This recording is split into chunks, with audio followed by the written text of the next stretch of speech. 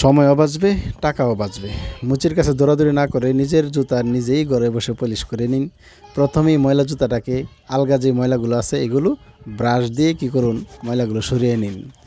তারপর যাদের কাছে দাঁত মাজার বাতিল ব্রাশ আছে, তারা ওই ব্রাশ দিয়ে কিংবা ব্রাশ না থাকলে একটা ন্যাকড়া দিয়ে আমরা এই কালিটা অল্প লাগায় নিব। খুব বেশি লাগাতে হবে না, সামান্য অল্প লাগায় নিব। যদিও ন্যাকড়ার কারণে মনে হচ্ছে খুব বেশি কালি লাগাইছি, ন্যাকড়ার মধ্যে ভরে যাচ্ছে, আসলে কিন্তু এত কালি না, সামান্য একটু কালি ব্রাশ দিয়ে লাগায় নিলেই হবে। আমরা মুচিরা যেই কালি ব্যবহার করে, যেই ব্রাশ ব্যবহার করে, ওইগুলোই কিন্তু অফার হিসেবে সাজাইছি। অরিজিনাল কালি, অরিজিনাল প্রিমিয়াম কোয়ালিটি ব্রাশ। দেখেন 2-3টা ঘষা দিয়ে দিতেই আপনার পুরা জুতাটা, পুরাতন একটা জুতা একেবারে নতুনের লুক নিয়ে আসছে, নতুনের মতো ঝকঝক করছে। অতএব অল্প সময়ে আপনি আপনার কাজটা সেরে সময়ও বাঁচান, টাকাও বাঁচান। আমাদের কাছে যারা অন্যান্য প্রোডাক্ট অর্ডার করতেছেন তারা ওই একই ডেলিভারি চার্জে এই প্রোডাক্টটা খুব কম প্রাইসেই নিতে পারবেন।